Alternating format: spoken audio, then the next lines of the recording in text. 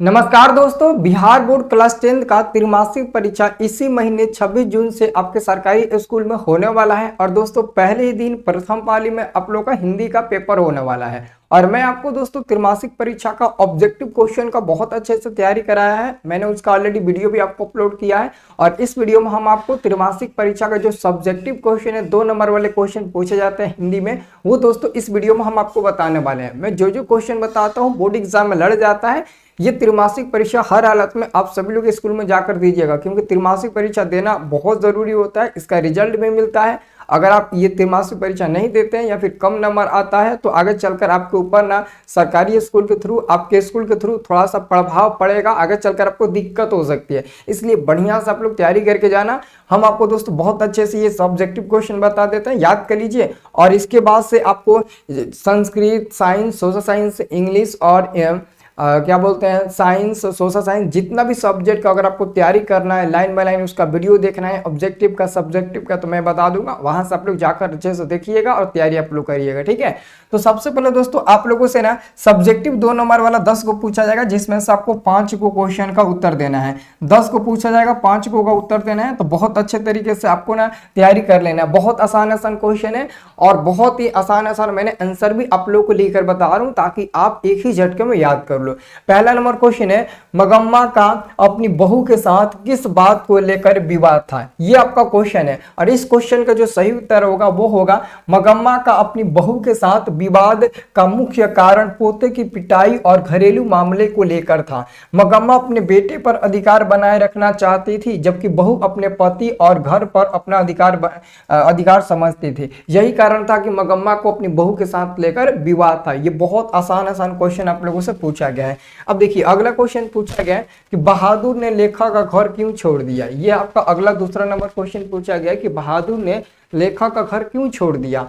तो हम उत्तर लिखेंगे कि लेखक के पुत्र द्वारा बहादुर को दिन रात पीटा जाता था। मालकिन उसे हमेशा झिड़कती और थप्पड़ मारती थी और अंततः उस पर चोरी का झूठा आरोप लगाया गया था। इन सभी दुर्व्यवहारों के कारण बहादुर ने एक दिन लेखक का भी घर छोड़ दिया और कहा, जहां जहां इज्जत हमारी नहीं है, जहां प्रतिष्ठा हमारी नहीं है, जहां बिना चोरी के भी एग्जाम लग जाता है उसके सर पर, तो वहां रहने का क्या फायदा है। इसलिए एक दिन बहादुर ने लेखक का भी घर छोड़ दिया, है ना।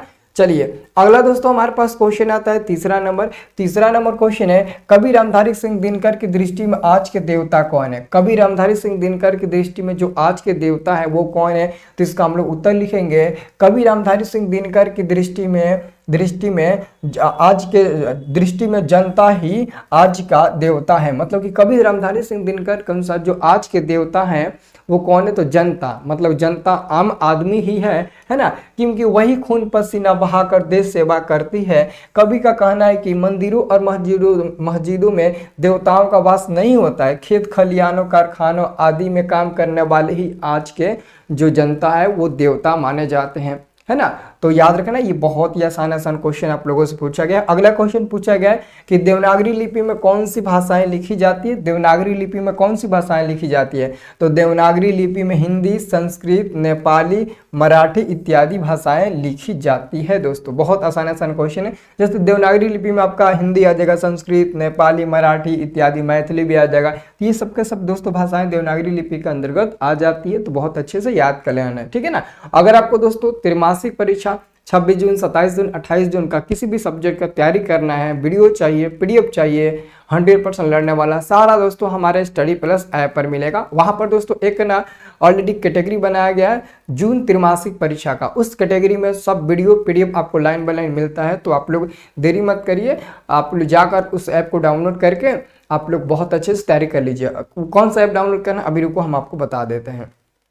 सबसे पहले दोस्तों आप अपने मोबाइल में प्ले स्टोर को ओपन कर लीजिएगा। जैसे दोस्तों यहाँ पर देखिए हम प्ले स्टोर को ओपन कर लिए हैं। अब ओपन करने के बाद यहाँ पर सर्च वाला ऑप्शन है, सर्च करेंगे और आप हमारे ऐप को डाउनलोड कर लीजिएगा। ऐप का नाम है दोस्तों स्टडी प्लस, जो चैनल का नाम है वही ऐप का भी नाम है। अगर इस ऐप को डाउनलोड कर लेते हो तो आप त्रैमासिक परीक्षा की बेहतरीन ढंग से तैयारी कर सकते हो और फाइनल एग्जाम का भी तैयारी कर सकते हो। तो यहाँ पर स्टडी प्लस आ गया। अब देखो ऑलरेडी मैंने इसको डाउनलोड करके रखा है, ठीक है। अब इसे हम ओपन करते हैं। जब इसे आप ओपन करिएगा ना, अगर आप इस ऐप को पहली बार ओपन करोगे तो मोबाइल नंबर पासवर्ड मांगेगा। तो आपको मोबाइल नंबर पासवर्ड नहीं डालना है। नीचे न्यू यूजर लिखा है तो न्यू यूजर पर क्लिक करना है और यहाँ पर अपना नाम, मोबाइल नंबर, ईमेल, स्टेट मतलब कि बिहार से तो बिहार, सिटी मतलब कि जिस शहर से हैं या फिर अपने जिला का नाम भी लिख सकते हो सिटी में, और पासवर्ड आप अपने मन से डाल दीजिएगा जो आपको याद रहे, फिर रजिस्टर कर लीजिएगा। ठीक है, तो ऑलरेडी दोस्तों यहाँ पर देखिए मैंने रजिस्टर कर लिया। अब आपको क्या करना है, मंथली एग्जाम वाला आपको तैयारी करना है ना जून त्रिमासिक परीक्षा का, तो ऑल कोर्स पर आप लोग क्लिक करिएगा। यहाँ पर प्लेलिस्ट का ऑप्शन मिलेगा, जैसे इस पर क्लिक करेंगे तो यहाँ पर खोजिएगा, देखिए नीचे लिखा है जून त्रिमासिक परीक्षा है ना, तो इस पर आप लोग क्लिक करिएगा। अभी दोस्तों हम हिंदी का वीडियो डाले हैं तो हिंदी के इसमें मिल जाएगा। ऐसे ही दोस्तों इसमें संस्कृत और अदर जो भी सब्जेक्ट है सारे सब्जेक्ट इसमें इंक्लूड मिल जाएगा, क्योंकि सबका वीडियो बन चुका है, PDF भी है, सब उसमें हम डाल देते हैं और आप लोग यहीं से आकर सब देखिएगा। ठीक है ना, और अगर आप लोगों को कोई भी सब्जेक्ट की पढ़ाई करना है, चाहे लाइव या रिकॉर्डेड, तो कर सकते हो। जैसे देखो यहाँ पर अगर हम लाइव पर क्लिक करते हैं तो देखिए जो संस्कृत हम चैप्टर है वो हम पूरा पढ़ा दिए हैं। संस्कृत का 1 से लेकर पूरा 14 तक चैप्टर ऑलरेडी यहाँ पर पढ़ा चुके हैं। ये हिंदी है ना, संस्कृत का ये है, संस्कृत का पूरा दोस्तों हम चैप्टर 1 से लेकर 24 तक पढ़ा दिए हैं। बगल में दोस्तों PDF भी उसका मिल जाता है। ठीक है ना, और ऐसे दोस्तों हम सारे सब्जेक्ट पढ़ाए हुए हैं। हिंदी में भी देखिएगा तो बहुत सारा चैप्टर लगभग आधे से ज़्यादा हम पढ़ा दिए हैं। वैसे ही सब में दोस्तों हिंदी व्याकरण में ऑलरेडी पढ़ाई होता है, उसके बाद से सारा सब्जेक्ट की पढ़ाई होता है। और अगर आपको किसी भी सब्जेक्ट का नोट्स चाहिए तो यहाँ पर डाउट क्लास भी होता है, नोट्स भी यहाँ से ले सकते हैं। किसी भी विषय का अगर आपको नोट्स चाहिए तो यहाँ पर आकर आप लोग नोट्स भी डाउनलोड कर सकते हैं। जैसे कि देखिए ये बायोलॉजी का नोट्स है, अब ओपन करेंगे तो पे करने के लिए मांगेगा दोस्तों 199 रुपये ही पे करने के लिए मांगता है। अगर आप पूरे 1 साल पढ़ने के लिए 199 रुपये पे कर देते हैं तो बहुत आसान, मतलब कि आपके लिए तो बहुत अच्छी बात है, क्योंकि 199 रुपये में ही इस बैच को आप खरीद लेते हो। पूरा नोट्स मिल जाएगा, लाइव क्लास, PDF, आने वाला समय में जो क्रैश कोर्स है वो भी मिल जाएगा, जून त्रैमासिक परीक्षा का क्वेश्चन मिल जाएगा और उसका तैयारी आप लोग कर लेंगे। तो देखिए ऑप्शन आपके पास ना 2 आता है पेमेंट करने का, एक ऑनलाइन भी आता है, एक आपके पास ना ऑफलाइन भी आता है। ठीक है, तो अगर आप लोग ऑनलाइन पेमेंट करना चाहते हो तो यहाँ इस पर क्लिक करिएगा और ऑनलाइन आप लोग पेमेंट कर दीजिएगा। ठीक है ना, ऑनलाइन का ऑप्शन आ जाएगा, गूगल पे, पेफोन, जिससे भी आप करना चाहते हो उससे आप यहाँ पर कर सकते हैं। बाकी अगर आपके पास ये सब सुविधा नहीं है ना, तो आप किससे पेमेंट कर सकते हैं, तो आप यहाँ पर स्कैनर जो लगा हुआ है इस स्कैनर से आप लोग पेमेंट कर सकते हैं और इस बैच को आप अच्छे तरीके से ज्वाइन कर सकते हैं। देखिए यहाँ पर स्कैनर ओपन हो गया, अभी ओपन हो गया ना स्कैनर, तो इसी स्कैनर से आप पेमेंट कर सकते हैं। ठीक है, तो दोस्तों आप लोगों ने देख लिया ना, ऐसे ही और इसी ऐप को डाउनलोड करके वहीं पर जाकर आपको तैयारी करना है। अगर आपको हमारा बैच भी खरीदना होगा, सबसे सस्ता बैच है, आपको मैंने बता ही दिया, तो आप उस बैच को भी ज्वाइन कर सकते हो। कोई दिक्कत हो तो आप हमारे नंबर पर संपर्क भी कर सकते हो दोस्तों। ठीक है ना, तो ऑलरेडी हम अगला क्वेश्चन आपको चलिए हम बता देते हैं। अगला क्वेश्चन दोस्तों आपका 5 नंबर है। 5 नंबर क्वेश्चन है, नाखून क्यों बढ़ते हैं, यह प्रश्न लेखक के आगे कैसे उपस्थित हुआ। नाखून क्यों बढ़ते हैं, यह प्रश्न लेखक के सामने कब प्रस्तुत हुआ। तो इसका सही जवाब हम लोग उत्तर में क्या देंगे, लेखक के सामने नाखून क्यों बढ़ते हैं, यह प्रश्न उनकी छोटी बेटी ने पूछा कि आदमी के नाखून क्यों बढ़ते हैं, जो एक दिन जो कि एक सरल और सीधा सवाल था। लेखक इस सवाल से हैरान हो गए क्योंकि उन्हें लगा कि यह एक ऐसा सवाल है जो उन्हें गंभीरता से सोचने पर मजबूर करता है। इस सवाल ने लेखक को नाखून की प्रकृति और उनके बार बार बढ़ने की वजह के बारे में सोचने को मजबूर कर दिया, और तो इसलिए उन्होंने इस पार्ट का नाम रख दिया नाखून क्यों बढ़ते हैं। ठीक है ना, अच्छे से हम ये पार्ट पढ़े हुए हैं। अगला क्वेश्चन दोस्तों आपका आता है 6 नंबर कि मंगू को उसकी माँ अस्पताल में भर्ती क्यों नहीं कराना चाहती थी।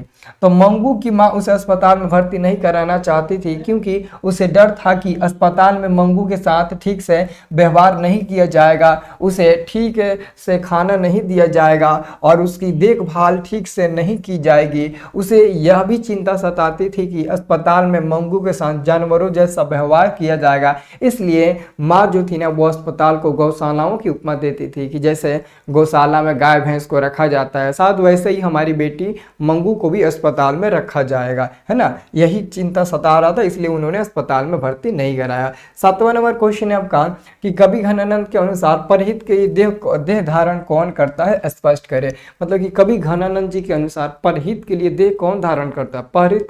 परहित के लिए मतलब तो होता है दूसरों की मदद करने के लिए कौन देह धारण करता है। तो ध्यान से सुनिएगा, कवि घनानंद के अनुसार बादल परहित के लिए देह धारण करता है। बादल जल से परिपूर्ण होकर संसार के कल्याण के लिए बरसाता है, अपने लिए नहीं।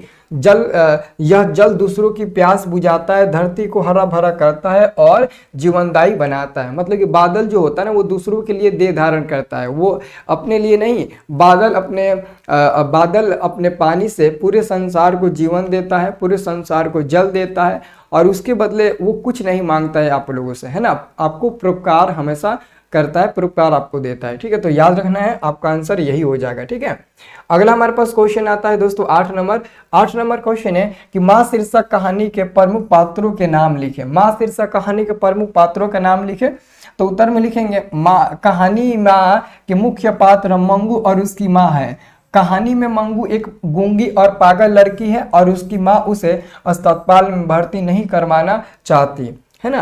अब अगला क्वेश्चन है दोस्तों 9 नंबर, वेदांतियों का भी वेदांती किसे कहा गया है और किसने कहा है। दोस्तों वेदांतियों का भी वेदांती किसे कहा गया है और किसने कहा है, तो वेदांतियों का भी वेदांती मैक्स मुलर को कहा गया है और यह बात स्वामी विवेकानंद ने कहा था। और यह बात किसने कहा था, स्वामी विवेकानंद ने कहा था। नेक्स्ट क्वेश्चन है दोस्तों, आपका ध्यान से सुनिएगा, किस नदी के बांध के नीचे लक्ष्मी का घर था। किस नदी के बांध के नीचे दोस्तों लक्ष्मी का घर था, तो दोस्तों याद रखना देवी नदी के बांध के नीचे लक्ष्मी का घर था। बहुत ही सरल क्वेश्चन आप लोगों से पूछा गया है, तो उम्मीद है कि इनमें से कितना प्रश्न आपको अच्छे से याद था, या फिर अगर याद नहीं था तो याद हो गया है कि नहीं, या फिर नहीं भी हुआ है तो क्या बोर्ड एग्जाम में आएगा त्रैमासिक परीक्षा में तो लिख दोगे कि नहीं लिख दोगे, क्योंकि इतना आसान सरल है। मज़ा आ गया होगा आपको ये वीडियो देखने के बाद। ठीक है ना, सब लोग चैनल को सब्सक्राइब कर लीजिएगा और अपने दोस्तों में शेयर कर दीजिएगा। ठीक है दोस्तों, अब दोस्तों हम संस्कृत की आप लोगों को वीडियो देंगे और उसकी तैयारी करेंगे। ठीक है।